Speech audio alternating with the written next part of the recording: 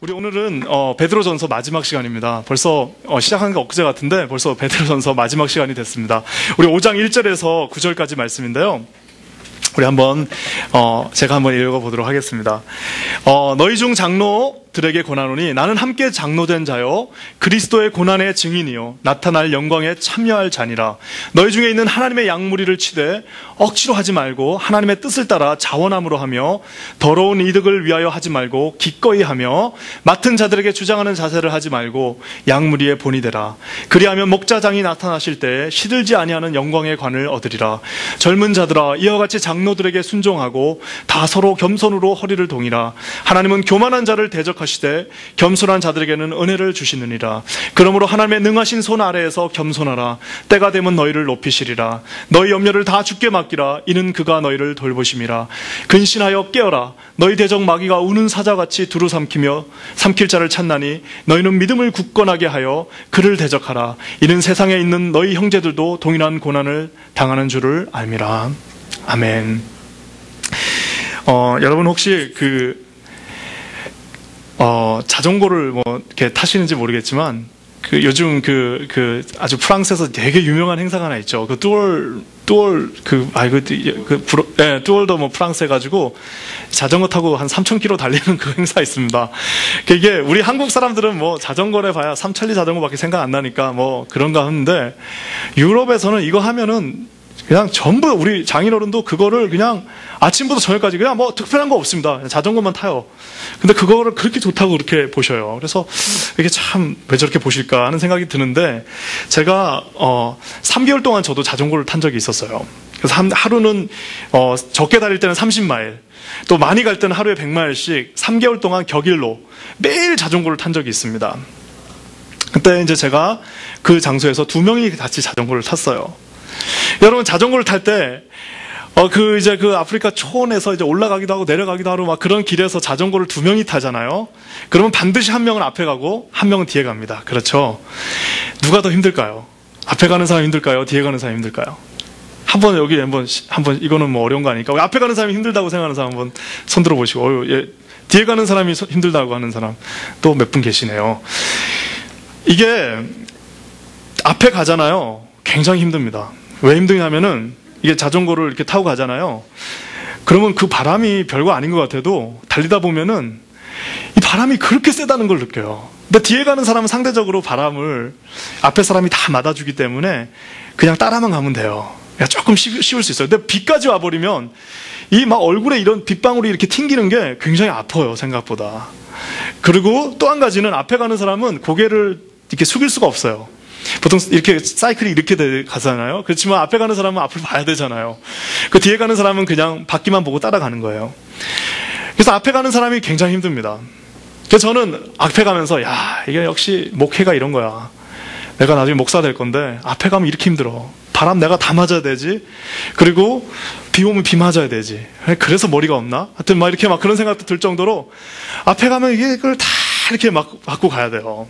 그뿐만 아니라 잠시도 긴장을 놓칠 수가 없습니다. 앞에를 이렇게 머리를 딱 들고 뭐가 없나 이러면서 가야 돼요. 그러니까 나중에 목도 아프고 허리도 아프고 그래요. 사람을 앞에서 끌고 가는 게 보통 일이 아닙니다. 그런데 뒤에 가는 것도 힘들더라고요. 왜?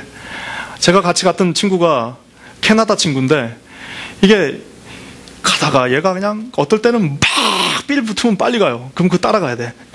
그리고 또 얘가 삘이 떨어지면 천천히 갑니다. 그러면 또 나도 천천히 가야 돼요. 그러니까 앞에 사람이 가는 대로 빨리 갔다 천천히 갔다, 또 앞에 사람이 어디보다 좋은 경치가 나오면 또 옆에 보면서 한참 가면 또 나도 그렇게 해야 되고.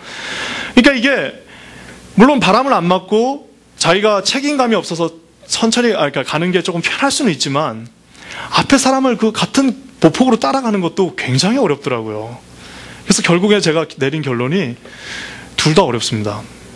그게 답이에요. 둘 다 어려운데, 우리가 교회에서는 직분이 딱 크게 2가지로 나눠집니다. 앞에서 제 설교 제목 이끄는 사람이 있고요, 뒤에서 팔로잉 하는 사람이 있습니다. 우리 대한민국의 교회의 모든 문제는 저는 그래요. 제가 목사로서 저는 한 90%는 이끄는 사람의 문제라고 생각합니다. 구체적으로 더 얘기하면 90%가 목사의 문제라고 생각합니다. 그리고 더 구체적으로 얘기하자면 이거는 저의 문제라고 생각합니다. 왜? 내가 목사이기 때문에. 그래도 어떤 목사님을 지칭하기보다는 지금 나와 동시대를 살고 있는 모든 우리의 책임이라고 저는 생각합니다. 리더십이 얼마나 중요하냐 하면은 예전에 제가 션 코넬이라고 하는 그 영화 배우를 참 좋아합니다. 옛날 분이시고 멋있게 생겼잖아요. 그래서 그 션 코넬가 나온 영화를 제가 참 많이 봤는데 그 중에 러시아, 소련, 옛 소련의 잠수함 함장으로 션 코넬가 나오는 영화가 있어요. 10월에 붉은 10월인가 이런 영화가 있는데 그 큰 잠수함을 이끌고 이 션 코넬이가 소련에서부터 미국으로 탈출하는 그런 얘기입니다. 근데 그 장면에서 어떤 장면이 나오냐면은 이 션 코넬이가 탈출하는데 이 소련에 있던 다른 이 잠수함이 따라오죠. 박살내려고. 근데 오다가 어떤 장면이 나오냐면은 거기서 부관이 이제는 더 이상 우리가 갈 수가 없습니다. 지금 더 가면 우리가 이제 미사일을 맞아서 우리가 폭발합니다. 그랬더니 함장이 뭐라고 그래요? 소련 함장이 무슨 소리야? 우리는 할 수 있어 하고 막 갑니다. 그러니까 진짜 없을 것 같았던 미사일이 날라와요. 근데 이제 미사일이 날라오는데 그때 그 옆에 있었던 부함장의 말이 제 마음 가운데 굉장히 오래 남았어요. 뭐라고 하냐면은 갑자기 존댓말을 안 하고 이 바보야 너 같은 놈 때문에 우리가 다 죽는다 하고 갑자기 이게 러시아 잠수함이 폭발합니다. 자기 상관인데 갑자기 반말을 해요. 머저리 같은 녀석아 너 때문에 우리가 다 죽는다. 왜요? 잠수함에 타고 있는데 누가 움직이는 거예요?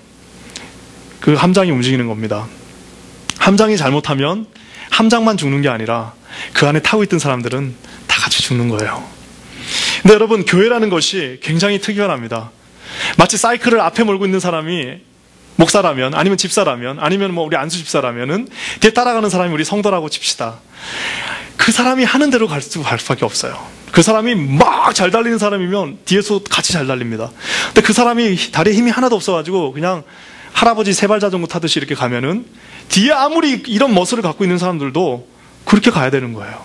천천히 가야 됩니다. 앞에 가는 사람이 신실하게 매일매일 가는 사람이면 그렇게 따라갈 수 있지만 앞에 가는 사람이 정말 가다가 어느 날은 하기 싫네 하고 그냥 누워갖고 잠자고 그 다음날 가고 이런 사람이면 또 그렇게 갈 수밖에 없는 거예요. 여러분 오늘 베드로 사도는 우리에게 굉장히 중요한 말을 합니다. 그건 뭐냐? 너희 장로된 자들아 이렇게 교회를 이끌어라 라고 말해요. 근데 여러분 이게 결국에는 어떤 한 사람한테만 한 말이 아닙니다. 왜요? 앉아있는 우리 모두들은 언젠가는 그 자리에 올라갈 사람들입니다. 왜요? 만약에 내가 정말 오늘 교회에 처음 나왔다 하더라도 언젠가는 내일 다음 주에 또 새로운 사람이 오면 우리가 그 사람을 끌고 가야 될 사람들이에요. 그래서 어떻게 보면 이 본문의 말씀은 어떤 한두 사람의 리더라기보다는 우리 교회를 구성하고 있는 앞에서 이끌고 가는 사람이나 따라가는 우리 모두에게 주신 하나님의 말씀이라고 저는 확신합니다. 여러분 오늘 제가 이 말씀을 우리 아주 적절한 시간에 하나님이 우리에게 주신 것 같습니다. 이제 새로운 목사님이 오시는데 우리는 이런 목사님을 우리가 원해야 됩니다. 하지만 또 한 가지 아까 제가 얘기한 것처럼 우리 대한민국의 모든 교회 문제는 90%는 목사입니다라고 했지만 또 10%는 따라가는 사람도 문제예요. 우리 다의 책임입니다. 오늘 하나님께서 이 베드로를 통해서 이 말씀을 통해서 우리 교회가 어떻게 자전거를 달려야 되는 교회가 돼야 되는지 가르쳐 주시는 그 시간이 되시기를 예수님의 이름으로 간절히 축원합니다. 먼저 보면은 여러분 1절 말씀에 이끄는 사람들에 대해서 나오는데요. 굉장히 간단하게 나옵니다. 뭐라고 나오냐면은 너희들 중 장로된 자들에게 권하노니 나는 함께 장로된 자요. 이게 제가 참 영어 표현이 참 잘 된 거 있는 것 같아요. To the elders among you라고 나와 있는데, 그러니까 이 엘더라고 하는 건 지도자는 절대 바깥에서 이렇게 온 사람이 아닙니다. 어떤 사람이라고 나와 있어요? among you. 너희들 중에 함께 있는, 그러니까 한국말도 그래요. 너희들 중에 함께 있는 장로들에게 내가 권한다라고 얘기하고 있어요. 이게 참 하나님의 표현이 너무너무 재밌는 것 같은데, 하나님의 리더들은 반드시 거기 같이 있던 사람들입니다. 여러분 보세요. 예수님이 이 땅에서 3년 동안 제자들을 부르시고 같이 사역을 하셨는데 단 한 번도 제자들하고 떨어져 적이 없어요. 예수님이라고 해서 길 가다가 무슨 큰 텐트에서 주무시고 제자들은 길거리에 자고 그러지 않았습니다. 똑같이 같이 길에서 자야 되면 12명이 똑같이 거기서 누워서 자고, 어느 누구 다락방에 들어가서 자게 되면 그 냄새 맡으면서 똑같이 또 거기서 자고, 예수님이라고 해서 뭐 또 빵 하나를 더 먹은 것도 아니고 거기서 같이 드셨던 분입니다. 그래서 여러분, 예수님의 별명이 태어나실 때, 마태는 이거를 잘 기록하고 있어요. 예수님이 딱 처음 태어날 때 예수님의 별명이 뭐였어요? 임마누엘. 임마누엘이 뭡니까? 하나님이 우리와 함께 하신다. 그게 임마누엘이잖아요. 마태복음 28장에서 끝나는 그 순간에 예수님께서 마지막에 뭐라고 하시면서 가십니까? 내가 너희와 항상 함께 하겠다. 처음에 아기로 태어나실 때 그분의 별명은 임마누엘, 우리와 함께 하시는 분이셨고, 이 땅을 떠나시면서도 하나님께서는 내가 몸은 떠나지만 내가 하나님의 성령으로 너와 함께 하겠다라고 말씀해 주시는 겁니다. 성령이 어디에 계신 분이세요? 우리 성령께서 여기 계신 분입니까? 그렇지 않습니다. 말씀에 뭐라고 나와 있습니까? 너의 마음속에 내가 있겠다라고 말씀하셨어요. 그래서 어떤 면에서는 교회 공동체의 또 다른 해석은 함께 있는 게 교회예요. 그래서 여러분, 그 모임을 폐하려고 하는 어떤 악한 자의 무리에서 너희들이 들지 말라고 하는 그 겉면의 말씀이 거기서 나온 겁니다. 왜? 교회라는 것은 함께 모여있는, 양무리가 함께 이렇게 쭉 모여있듯이 함께 모여있는 곳이기 때문입니다. 함께 모여있을 때 그 엄청난 강력한 파워가 거기서 나오는 거예요. 예전에 1992년도에 혹시 재정구 의원이라는 분을 혹시 아시는지 모르겠어요. 제가 참 존경하는 정치인입니다. 친구분 하나가 저한테 말씀했어요. 재정구라고 하는 국회의원 후보가 있는데 경기도 시흥에서 시래트 집에 산더라야. 그 내가 안 믿었어요. 아니 무슨 소리냐고. 우리나라 국회의원들이 무슨 시장에 와갖고 악수 한번 하고 나서 바로 손 닦는 사람들이 국회의원님들인데 무슨 시래트 집에서, 그것도 시흥 거기 그 공단 거기서 말도 안 된다 했더니 진짜 제 눈으로 가서 봤어요. 그 재정구라고 하는 의원이 정말 시래트 집에서 이렇게 살고 계시더라고요. 근데 그분의 그 가짐없는 큰 자유라고 하는 책이 있는데 제 마음을 너무너무 울렸습니다. 이분이 이제 원래 어떤 사람이었냐면 지금도 그런데 70년대, 60년대 서울대학을 나오면 뭐 일단 다 그냥 취직이 되는 거잖아요. 근데 이분이 그 유명한 김진홍 목사님을 그 청계천, 그 빈민들 거기서 만납니다. 그래서 70년도에 그 만나가지고 두 사람이서 김진홍 목사님하고 정의로 신부라는 사람, 카톨릭 신부랑 이 재정구라고 하는 당시 서울대학을 다니는 학생이 세 사람이서 같이 사역을 해요. 어떤 사역을 하면 그 빈민들을 위한 사역을 하는데, 이제 이 재정구라고 하는 학생이 이제 학교를 졸업하고 서울대학을 졸업하고 상가대학을 졸업하고 취직을 하려고 이력서를 내면은 이게 이력서를 아무리 내도 취직이 안 되는 겁니다. 그러니까 이게 말이 안 되잖아요. 아무리 취직을 해도 이력서를 내도 서울대학을 나온 사람이 당시는 대학교 3학년을 졸업하면 바로 취직이 되는 시기였는데 취직이 안 되는 거예요. 나중에 알고 봤더니 그 빈민사역하는 거를 우리 대한민국 중앙정보부에서 싫어했어요. 그래가지고 저렇게 그 빈민사역하는 사람들 공산당이다 이래가지고 거기 못 가게 하려고 이 재정구라고 하는 학생이 취직 원서를 넣는 놈마다 다 빠꾸시키라고 중앙정부에서 지시를 내렸습니다. 그래서 이제 취직이 도저히 안 돼가지고 고민하고 있는데 자기 이제 부모랑 매형이 왔어요. 내가 중앙정보부에서 사람이 왔는데 너한테 딱 한 가지만 하면은 취직시켜준다더라. 그 조건이 뭐였냐면은 청계천에 가서 살지 마라. 청계천에 가서 그러니까 청계천에 가서 가리키는 거는 괜찮아. 이분이 야학을 했으니까 밤에 가서 청계천에 가서 가리키는 거는 괜찮은데 청계천에서 살지 마라. 너 거기서 살면 우리가 취직 못 시킨다. 그런데 아마 이제 보통 이 정도 되면은 보통 이제 뭐 의협심에 강했던 학생들도 그 정도 되면 이제 아버지가 그냥 얘기했겠어요. 그 하나밖에 없는 아들한테 막 다리를 잡고, 야, 이제 이 정도 했으면 됐잖아. 그리고 가서 하지 말라는 것도 아니고 밤에 가서 하면 되잖아. 이제 나와서 그 정도 하고 그만해라.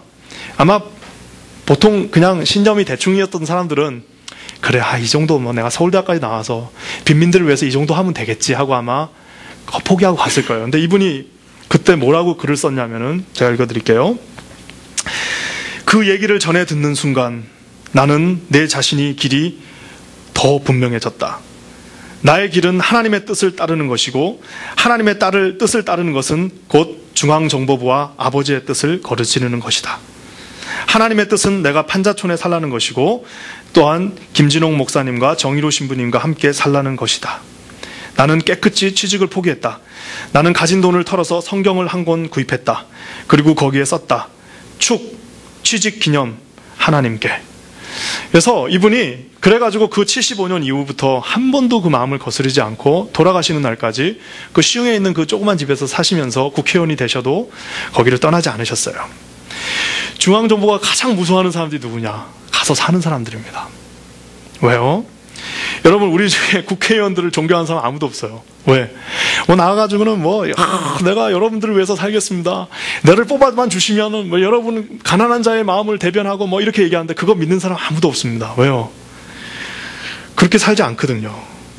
와서 온갖 비리 저지르죠. 거기다가 또 자기 자식은 또 다 빼돌리죠. 그리고 그냥 와서 시장에 가서 악수는 하지만 손 바로 씻죠. 살지 않기 때문입니다. 시장에 가서 쇼를 하는 정치는 많아도 그 시장에 가서 사는 사람은 없어요. 함께 살지 않으면 힘이 없습니다. 오늘 지금 이 사람에게 얘기한 것처럼 중앙정보가 그 사람을 가장 무서워했던 이유는 그 젊은이가 가서 자기의 미래를 내려놓고 거기 가서 산 거예요. 자기 아버지가 얼마나 반대를 했겠어요. 아마 눈에도 훤하지 않습니까? 다 뿌리치고 거기 가서 사니까 엄청난 일이. 그래서 그 사람이 어떻게 했습니까? 88 올림픽 일어날 때까지 그 빈민들을 데리고 여기다 가서 마을 다시 만들고, 그 청계천 그 삼회자촌 사람들 데려다가 마을 3개를 만드셨어요. 왜요? 같이 살았기 때문에. 같이 사니까 사람들이 말을 듣는 겁니다. 사랑하는 여러분, 오늘 베드로가 뭐라고 얘기해요? 너희들 중 장로들에게 얘기합니다. 리더라고 하는 것은 절대 따로 떨어져 있는 사람이 아닙니다. 너희들 중 장로, 와서 그냥 말씀만 딱 전하고 집에 가는 그런 사람이 아니라 너희들 중 장로들이라고 말하고 있어요. 그뿐만 아니라 베드로 자기도 또 뭐라고 얘기합니까? 나 수제자, 나 특별한 제자 베드로는라고 얘기하지 않고 나는 함께 장로된, 너희와 함께 장로된 그 젊은 장로들에게 함께 장로된 나 베드로가 너에게 편지한다라고 말하고 있어요. 사랑하는 여러분, 정말 하나님께서 우리 교회에 이런 리더들이 다 서기를 저는 예수의 이름으로 간절히 축원합니다. 왜냐하면은 우리와 함께 살 수 있는 사람, 우리와 함께 할 수 있는 사람이 곧 우리와 함께하는 가장 강력한 힘을 가진 사람이라는 것입니다. 그러면서 또 한 가지 조건을 말하고 있는데요. 뭐라고 얘기하냐면은 1절에 그대로 나와 있습니다. 그리스도 고난의 증인이요 나타날 영광에 참여할 사람이라고 얘기하고 있어요. 우리의 지도자가 되고 리더가 되고 작은 주일학교 하나를 우리가 인도한다 하더라도요, 여러분, 그리스도를 인격적으로 만나지 않은 사람한테는 어떤 일도 시킬 수가 없습니다. 여러분, 이 시대의 가장 큰 비극이 뭐냐? 이 시대 우리 대한민국 교회, 이 대한민국 교회의 가장 큰 비극이 뭐냐면은 돈 있는 사람한테 직분을 맡겼어요. 공부 많이 한 사람한테 가르치는 거를 줬습니다. 그리고 그냥 교회 오래 다닌 사람한테 이 직분을 하나씩 맡겨줬습니다. 여러분, 예수를 만나지 않은 사람한테는요, 이 아침에 봉투 접는 거 하나도 시킬 수가 없어요. 왜? 아무리 그 사람이 뛰어난 박사의 할아버지고 돈이 몇 억씩 수천만 있어도요, 봉투 하나 접는 것도 시킬 수가 없습니다. 왜요? 못해요. 교회 와서 못합니다. 한번 나중에 시켜보세요. 예수 만나지 않은 사람한테는 아무것도 할 수가 없습니다. 예수님을 보고 듣고 만진 사람한테 이 사역을 시킬 수가 있는 거예요. 그러면서 뭐라고 그래요? 나타날 영광에 함께 참여할 자라고 얘기하고 있어요. 그리스도 영광에 같이 남는, 천국의 소망이 명확한 사람, 내가 지금 이 순간 주님 앞에 간다 하더라도 나는 꺼리낌 없이 하나님 앞에 갈 수 있다라고 말할 수 있는 사람이 지금 베드로가 말하고 있는 그 리더라는 거예요. 제가 볼 때 이 교회에 하나님께서 우리들에게 어떤 직분을 다 주셨습니다. 조그만 아이들을 가리키는 것부터 시작해서 앞에서 찬양을 인도하고, 어떤 작은 무슨 남성교회 여성교회면 회장을 맡겨주신다든지, 우리 청년부에 어떤 부장이 된다든지, 주일학교를 맡는다든지, 모든 잡은 하나님이 세워주신 리더예요. 두 가지 여러분은 기억하셔야 됩니다. 한 가지는 그들과 함께 있어야 됩니다. 또 한 가지는 반드시 그리스도 고난과 부활의 증인이 되셔야 돼요. 그거 안 하면요, 나와가지고 일은 할 수 있어요. 근데 지금 얘기하는 게 하나도 재미가 없습니다. 교회에서 왜 잡니까? 설교할 때 잘 수가 있어요. 왜요? 하나도 이게 재미가 없어요. 내 얘기 가치가 들리지가 않습니다. 왜요? 만져보고 손보지 않았기 때문입니다. 사랑하는 여러분, 여러분 안에 하나님께서 세워주신 그 직분을 감당하시기 위해서는 이것을 우리가 충분히 기억하셔야 된다는 거 여러분 잊지 마시길 예수 이름으로 간절히 축원합니다. 그러면서 또 한 가지는 2절 말씀에 나와 있습니다. 뭐라고 나와 있냐면은 너희 중에 있는 하나님의 양무리를 치라라고 이야기하고 있어요. 제가 이거를 가지고 이번 주 내내 한번 묵상을 해봤습니다. 양무리를 치다라는 말이 여기 있는 성경에는 be shepherd of God's flock 이렇게 나와 있는데 다른 영어 성경 킹제임스 같은 거는 뭐라고 하냐면은 양을 먹이라 이렇게 나와 있어요. 너희 양을 먹여라 이렇게 나와 있습니다. 양을 먹이래요. 이 먹이는 게 뭘까? 여러분 어떻게 우리가 양무리를 먹일 수가 있어요? 목사인 내가 어떻게 여러분을 먹일 수 있나요? 내가 뭐 매일 아침에 뭐 베이글 하나씩 다 배달하고 뭐 이렇게 하는 게 아닌 걸 여러분 다 아시잖아요. 양무리를 어떻게 먹일 수가 있습니까? 예수님이 하신 대로 하면 될 수 있어요. 어떻게 양무리를 먹일 수 있는가 하면은 여기 이 성경에 그대로 나와 있습니다. 어떻게 우리 양무리를 먹일 수 있냐면은 첫 번째는요, 이 양무리가 누구의 양무리인가를 알아야 돼요. 여기 나와 있어요. 너희 중에 있는 너희의 양무리를 치다라고 얘기하지 않습니다. 뭐라고 나와 있습니까? 너희 중에 있는 누구의 양무리요? 하나님의 양무리를 치라라고 나와 있습니다. 저 개인에게 여러분들이 제 양이 아니에요. 하나님 내 양을 주십시오가 아니라 하나님의 양을 나는 그냥 하이어 돼가지고 지금 치고 있는 거라는 겁니다. 많은 교회, 특별히 좀 이제 크다고 하는 교회가 이게 보면은 이게 교회 목사님이 이게 셰퍼드는 우리가 알고 있는 목도등은 그냥 대충 옷 입고 나가서 지금 막 양치고 또 똥 닦고 막 이래야 되는데 어떨 때 보면은 저분이 이게 셰퍼드가 아니라 무슨 정말 스페셜 킹 같을 때도 있어요. 왜 그럴까요? 그게 하나님의 양물이라는 느낌이 안 들기 때문이에요. 저같이 우리 같이 그렇게 크지 않은 교회 규모도 이렇게 많은 분들이 앉아 있으면은 어느 순간에 제 마음 가운데 사단이 마음을 줍니다. 이건 너의 양이야.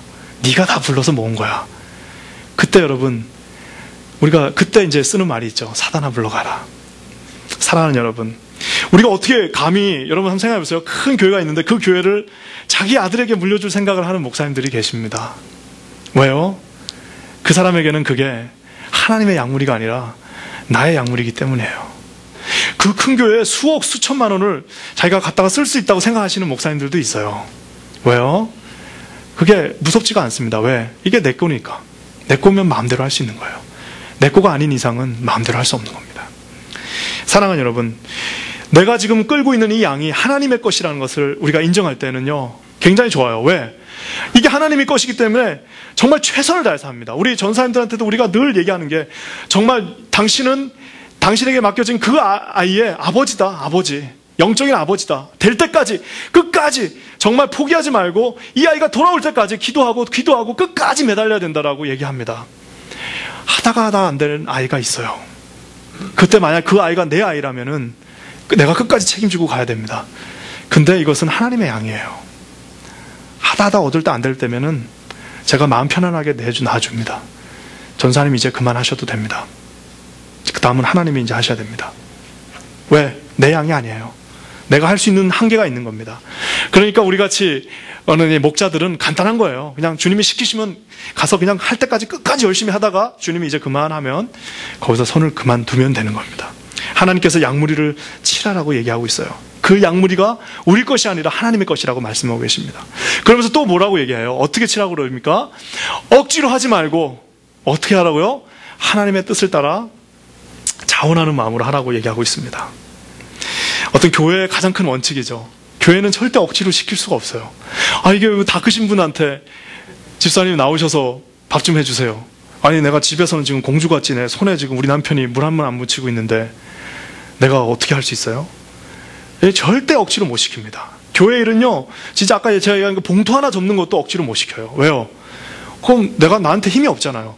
내가 만약에 집사님한테 집사님 나오셔서 앞으로 의자를 다 놔주십시오 하면은 집사님이 좋은 분 같으면 네 그렇게 하겠습니다 하면 되는데 제 눈을 딱 떠다보면서 그거 내가 왜 해야 됩니까? 하면은 내가 무슨 경찰을 부를 수 있습니까? 뭐 어떻게 집사님 그래도 하셔야 됩니다 하고 못합니다. 교회는 여러분 절대 억지로 할 수가 없어요. 하나님 교회의 가장 큰 원칙, 싫어하는 사람한테는 절대 일을 못 시킵니다. 여기 뭐라고 나와 있습니까?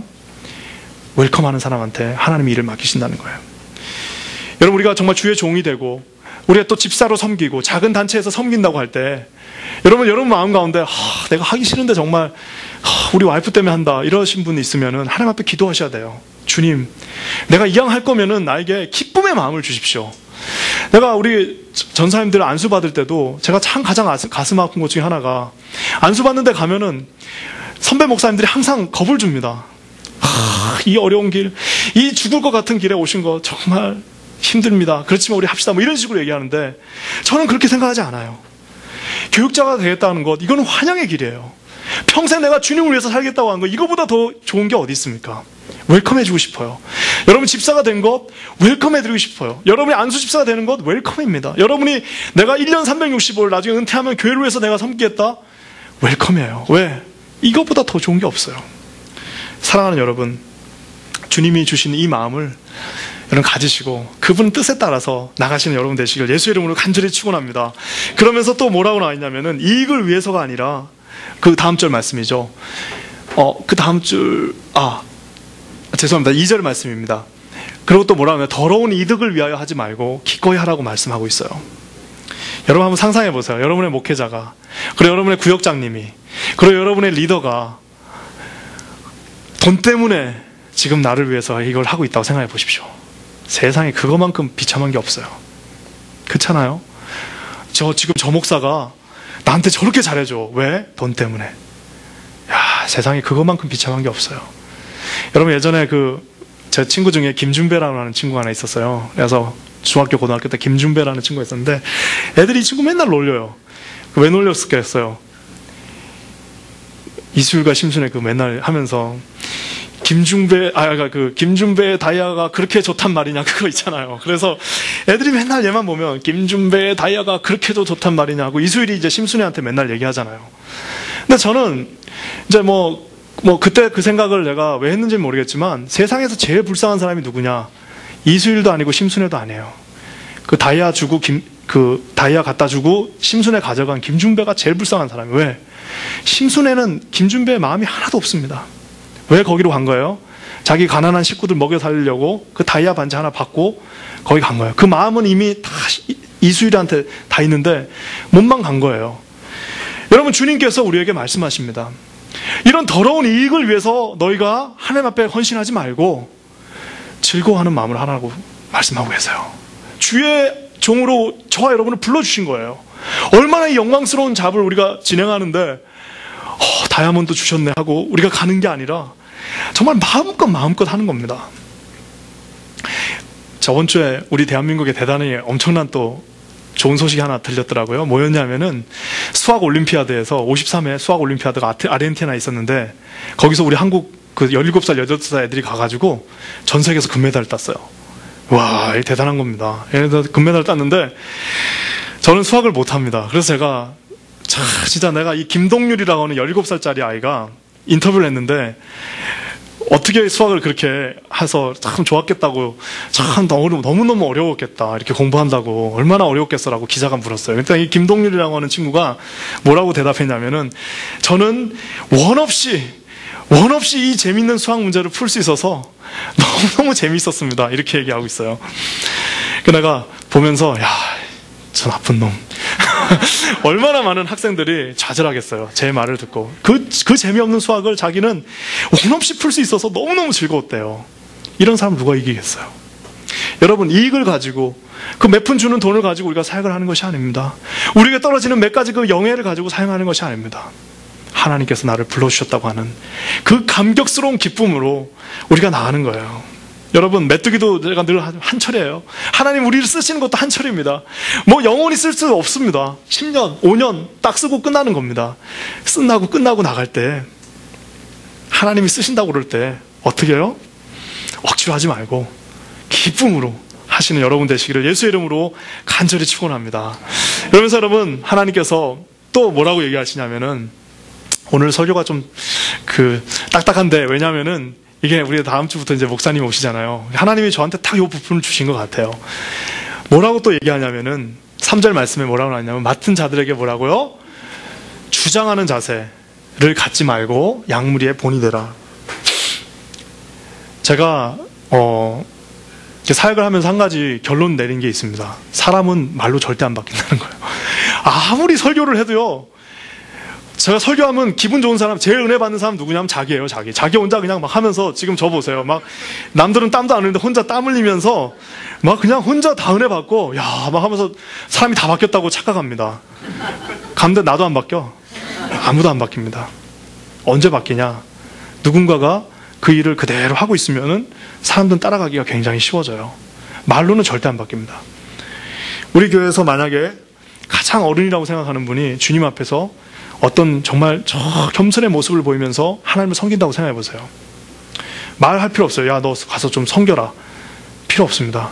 그냥 그 사람이 가서 섬기면은 그 사람들이 오는 거예요. 여기 주장하는 자세가 뭡니까? Loading it over those entrusted라고 나와 있는데, 짐을 거기다 갖다 주는 거예요. 그 말은 뭐냐면은 자기는 안 하면서 말로만 하는 거예요. 막 이거 해, 저거 해, 이거 해, 저거 해 하면은 아무도 안 듣는다는 겁니다. 우리가 회사에 가면은 쓰레기통을 누가 치운가요? 회사에 가면 쓰레기통은 종업원이 치우겠죠. 그리고 제일 말단 직원이 치우든지 청소하는 사람이 치웁니다. 교회는 유일하게 목사인 우리가 치울 수 있고 집사인 어른들이 치울 수 있는 거예요. 왜요? 뭐 하라고 나와 있어요? 약물이의 모델이 되라, 본이 되라라고 이야기했기 때문입니다. 유일하게 아마 전 세계에 있는 모든 단체 중에 유일하게 가장 리딩하는 사람이 가장 작은 일을 할 수 있는 곳이 아마 저는 교회라고 생각합니다. 하나님 앞에 이렇게 따르라는 그 말씀을 하고 계십니다. 그러면서 또 한 가지, 여러분, 이제는 우리 그 믿고 따라가는 사람에게도 우리 하나님께서 말씀하고 계셔요. 그러니까 이렇게 이끄는 사람뿐만 아니라 따라가는 사람한테도 말씀하시는데 5장 6절입니다. 뭐라고 하냐면, 젊은 자들아, 이와 같이 장로들에게 순종하고 다 서로 겸손으로 허리를 동이라. 이 겸손으로 허리를 동이라는 이 말, 베드로가 이 말을 하면서 뭘 생각했을까요? 자기 젊었을 때 생각 안 했겠어요? 그때 그 마지막 마가 요한의 다락방에서 제자 그 30대 초반의 그 젊은 베드로가 제자들, 자기 라이벌들하고 무슨 얘기했어요? 하늘나라에 가면 내가 이제 수제자니까 내가 이제 하나님의 우편에 앉을 거야 라고 막 12제자들이 싸우고 있는데, 하나님이 어떻게 하십니까? 가서 허리를 수건으로 동이시고 발을 닦아주죠. 지금 베드로는 그 장면을 얘기하고 있습니다. 자기 젊었을 때 그 실수했던 그 장면을 생각하면서, 젊은 너희들아, 어른들한테 순종하라고 얘기하고 있어요. 여러분, 순종이라는 것이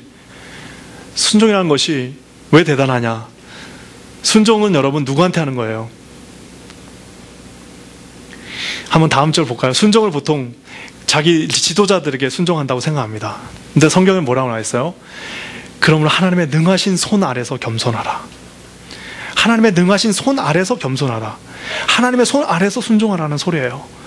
여러분의 지도자들에게 순종한다는 것은 그 지도자에게 순종하는 것이 아니라 하나님의 능하신 손 아래에서 순종하고 있는 것이라는 사실입니다. 그것은 하나님께서 여러분에게 원하시는 덕목이라는 사실입니다. 여러분, 평신도들만 순종하나요? 목사한테? 그렇지 않습니다. 목사인 저도 순종합니다. 왜? 우리의 그 목자장이 누구세요? 저는 목자라면은 목자장이 누구세요? 목자장이 무슨 집사님입니까? 목사입니까? 그렇지 않습니다.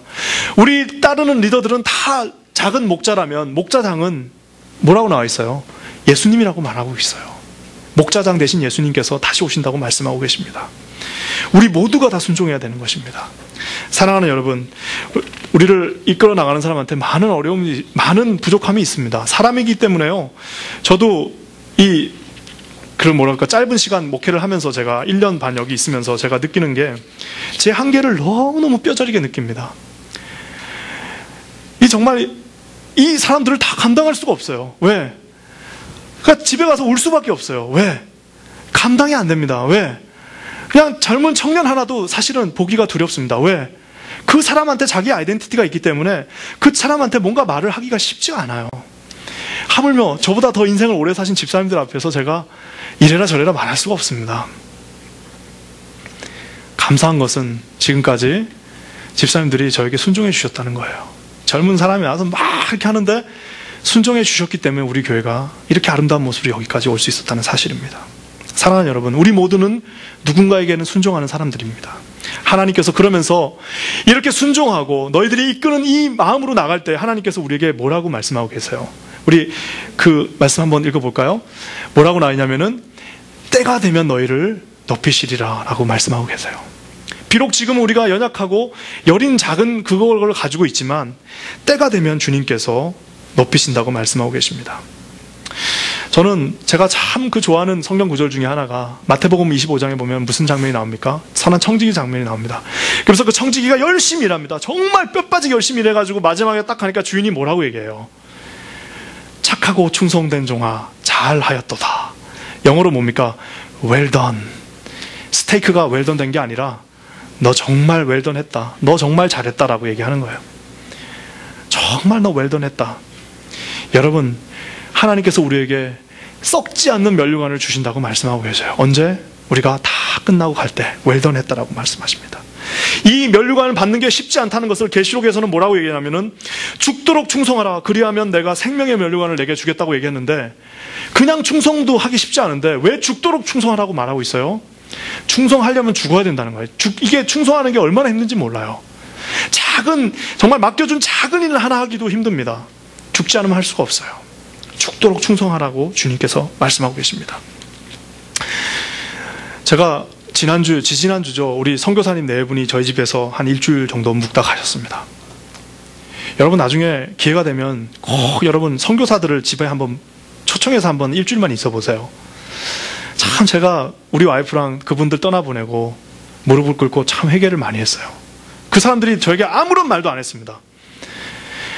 딱 왔는데 제가 저번에도 얘기했나요?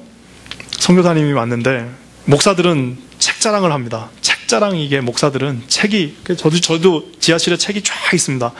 그래서 한국에서 목사님들이 오시거나 뭐 친구 목사가 오면은 괜히 쓸 때 뭐 일도 없는데 지하실로 한번 가볼래? 하고 안 가도 되는데 데리고 가요. 그래서 책을 딱 보여줍니다. 그러면은 100에 99의 목사들은 우와 너 이 책 다 읽었어? 그러면 뭐 읽기는 그냥 쓱 본 거지 하고 이제 하면서 속으로는 와 기분 좋다야 막 이러면서 있어요.